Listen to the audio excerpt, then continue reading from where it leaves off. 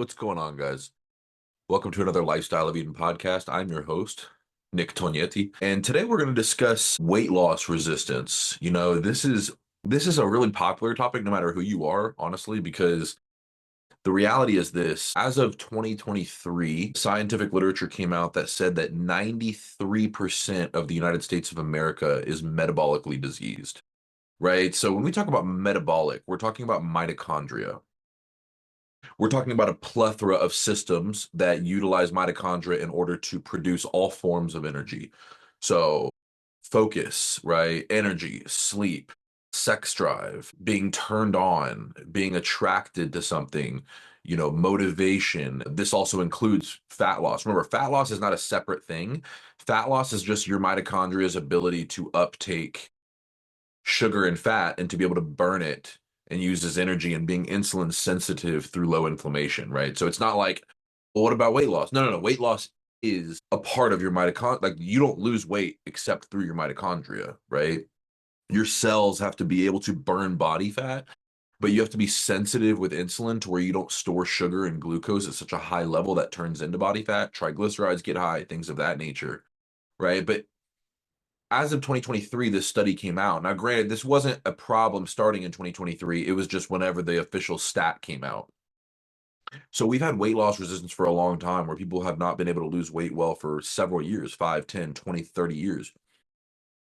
And I want to explain. Now, keep in mind, there's a handful of reasons for the weight loss resistance.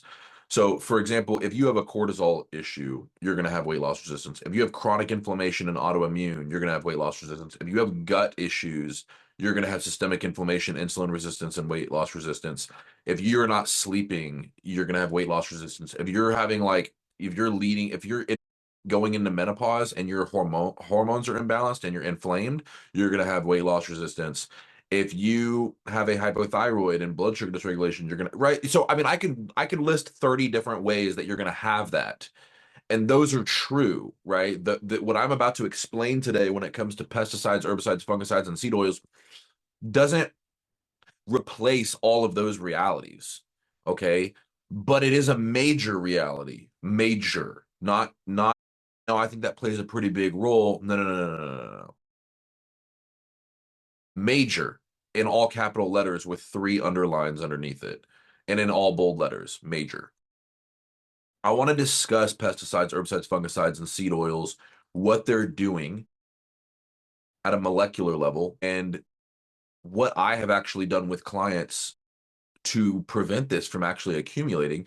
And then if it does accumulate, then you need my 7 pillars and you need serious protocoling in order to address that, in which case you can get into my practice. Or if you're a coach and you want to learn how to reverse these things, you can get into Lifestyle of Eden University.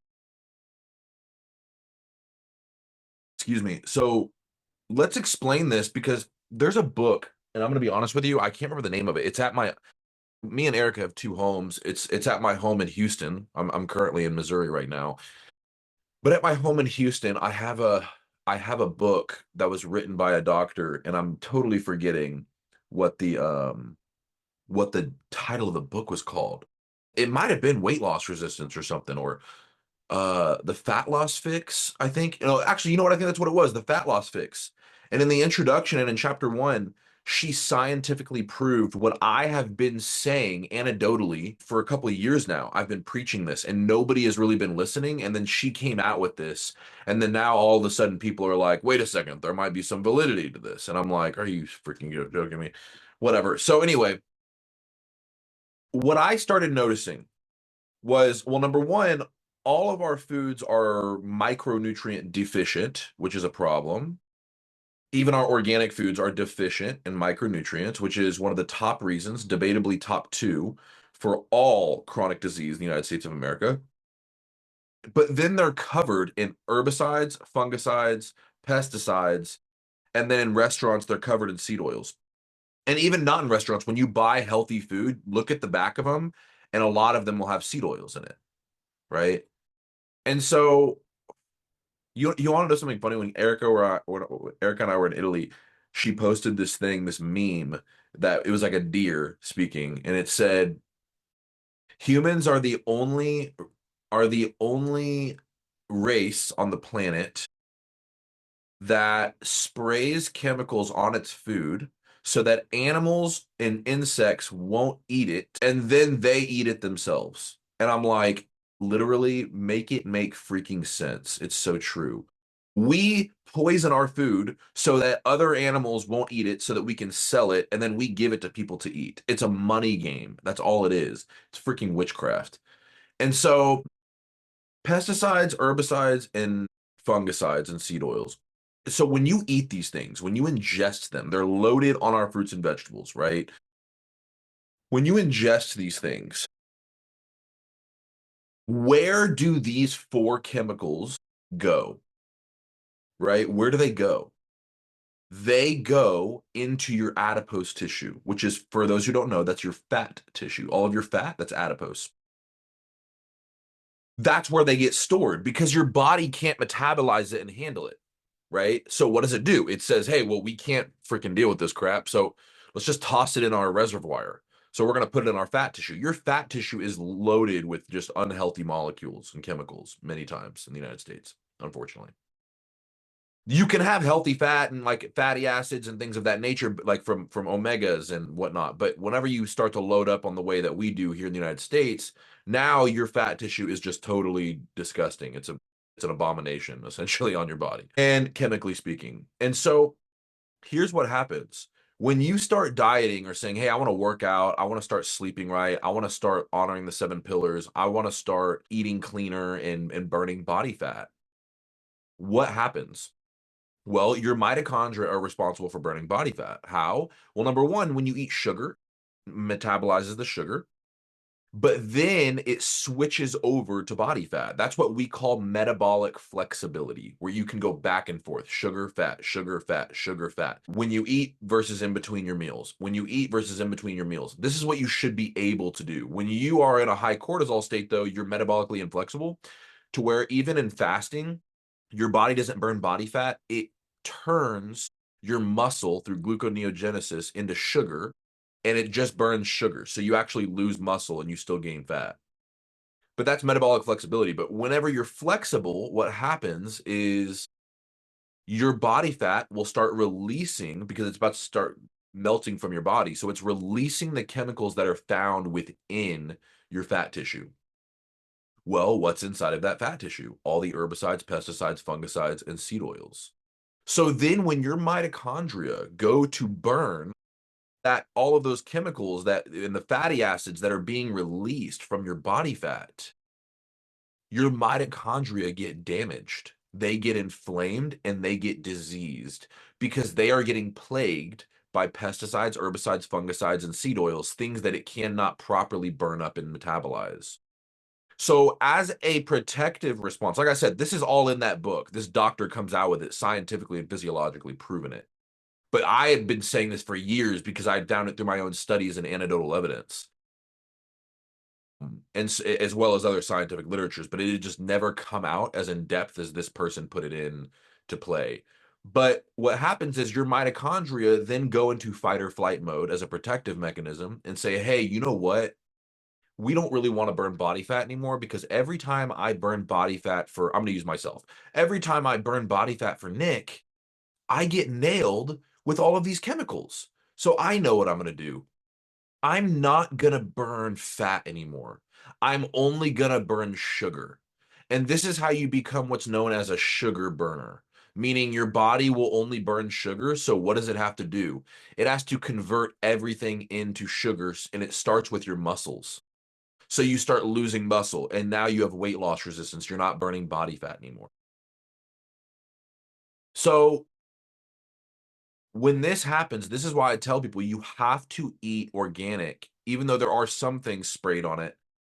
It's 10 times better, if not more, than non-organic. And the same thing happens when you eat farm fresh fish versus wild caught. You should only eat wild caught fish. Why? Because farm fresh fish have EDCs, endocrine disrupting chemicals like PCBs, polychlorinated biphenyls, food coloring, all of this crap. And so this is in your salmons, right? You have to get wild caught. So then this goes into your fat. Then when it burns into your mitochondria and destroys your mitochondria. Your energy goes down. You no longer burn fat. It's the chemicals that we're storing up in our body to where then when we decide to live healthy and burn that body fat, we destroy our mitochondria to where even when we try to live healthy, our body doesn't respond anymore because we've already damaged our mitochondria so much. And we haven't pushed autophagy, which is my sixth pillar, to cleanse your mitochondria in a way that enables them to work optimally and efficiently again. Okay. And so I remember I took an individual, I did a test on him. And now this is in my university. This entire protocol in depth is in my university. It's in the autophagy class. But what I did, this guy was 275 pounds. He was, look, I'm not being rude. I'm just telling you, he was fat as fat gets. He was freaking fat. He was very overweight. And, he was like 5'11", maybe 6 foot, but 275 never worked out. I mean, that's fat. You are completely and utterly overweight by the longest shot. So I remember he had lost, I think it was like, because we got him down to 190. So he had abs at 190. And I remember, so we lost like what, like almost 90 pounds or something. And in 9 months, totally changed his whole life. It was radical. But I did it after knowing all of this was all the way back in 2024. So 2 years ago, because the year prior, I had been studying all of this stuff with the mitochondria in regards to pesticides, herbicides, fungicides, and seed oils, and was like, dude, I think I might, I think I have a theory that could work. And so what I did to make him lose all that body fat and never stop but never damage his mitochondria, I did 3 dieting phases. So what I did was I would first spend like 6 weeks, 4 to 6 weeks, he'd be working out normal, doing his cardios or his HIIT training that I would prescribe, and then I'd have him on a regular, like, muscle gain, fat burning diet, which was a little bit more protein, where he'd have animal products like chicken, beef, and all that kind of stuff. And then his carbs would be at a good level. I never lowered them, but they'd be at a good level. But eventually, after 6 weeks, I might lower things a little bit to where maybe he got down to like 2,500 calories. And that was after 6 weeks. And he would drop like 15 pounds, right? Or more. To where then I would go, okay, he's dropped pure body fat.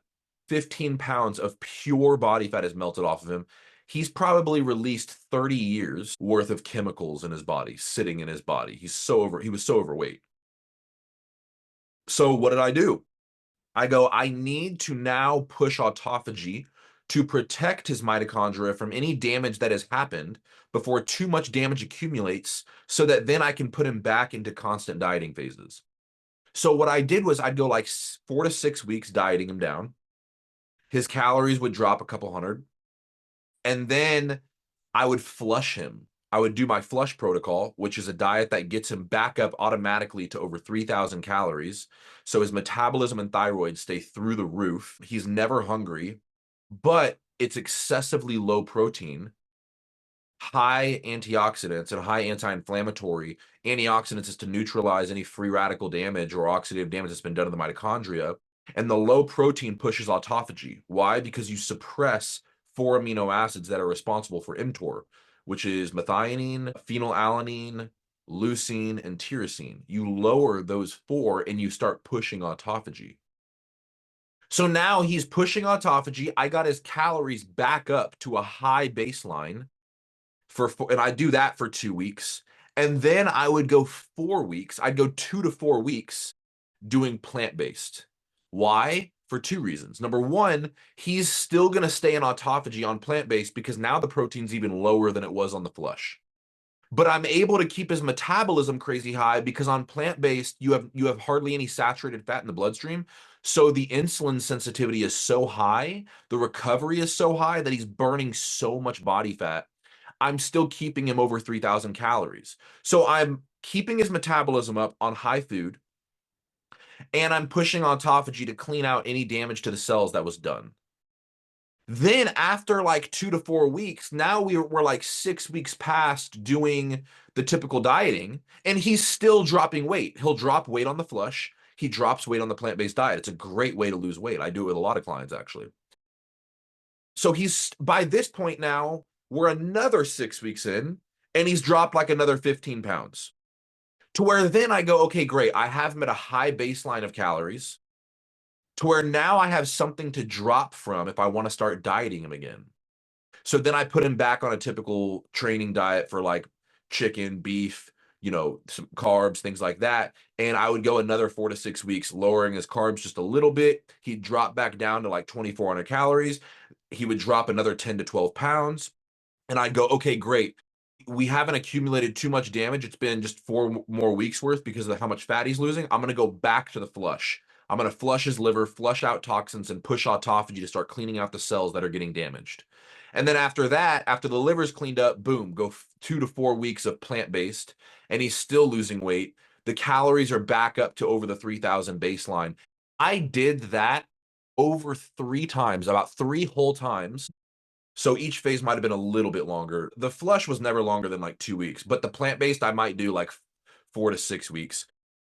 And so you go 8, 14 weeks. Each phase is like 12, like 10 to 14 weeks, right?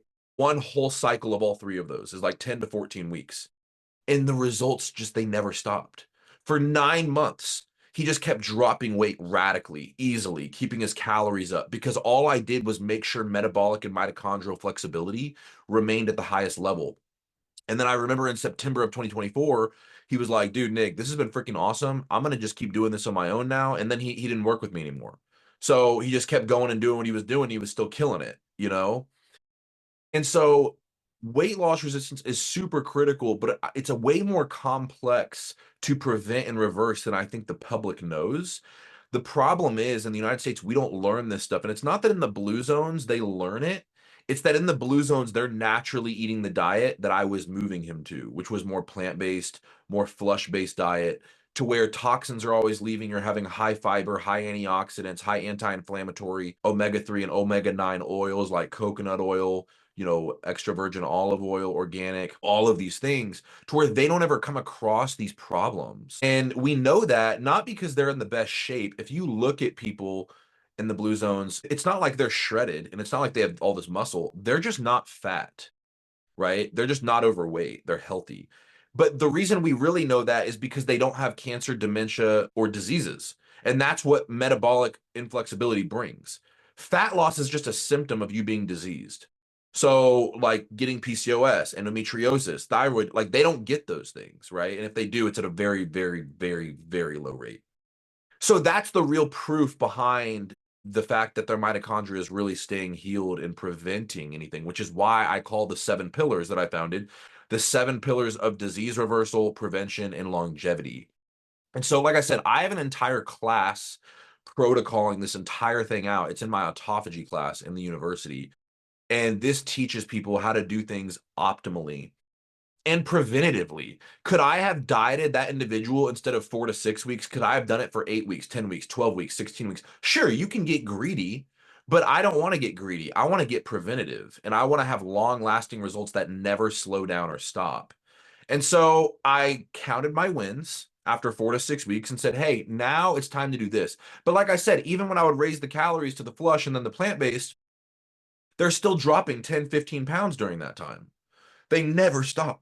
They never stop because the flush with the liver is cleaning out any toxic burden, but the autophagy from the flush and plant-based is keeping the mitochondria clean, and then their liver is good to flush things out to where then I can go back into doing whatever it is that I want. And so you keep this healthy harmony of continuation when it comes to body transformation, right? Weight loss resistance accumulates for many reasons. Like I said, if you have cortisol issues and all these things, your mitochondria, screw the pesticides. That alone is a big problem. But your mitochondria are just constantly inflamed anyway, and you're running on sugar because you have a cortisol issue. If you have a chronic gut issue, like all of these other things can't be replaced. I'm telling you, those are all important too. But I am speaking just from a metabolic point of mitochondria when it comes to our food. Now, if you get body fat and you're eating all organic and wild caught fish and you're not eating a bunch of processed foods and stuff, at least you're not accumulating bad chemicals in the body to where even when you start losing the body fat, it doesn't become as detrimental. So imagine if you can do this with your kids from the time they grow up, their mitochondria and metabolic flexibility will be so much better. They won't have these diseases because you've trained them up in that type of way. This is the lifestyle of Eden. Okay. So do your research on this. And like I said, I wish I had the book, but I think it's called Fat Loss Fix. I think that's what it's called. And I'm forgetting the doctor. She's a woman. When I studied this a while back, I just kind of put the book down because that's all I wanted to get from it, was to her to prove the scientific literatures and all of that type of stuff. But I think that's what it's called. It's in the forward, if I'm not mistaken, and in chapter 1. It's not deep because I didn't even get past that. But it's all there proving what I've been saying for years from the scientific literatures I have found, as well as anecdotally, and what has worked. And so she just brought the science behind it that married my concepts that I've been trying to push in the functional space. And now that I push an LEU for doctors, practitioners, nurse practitioners, coaches, dietitians, of all sorts, and what I do with my clients as well.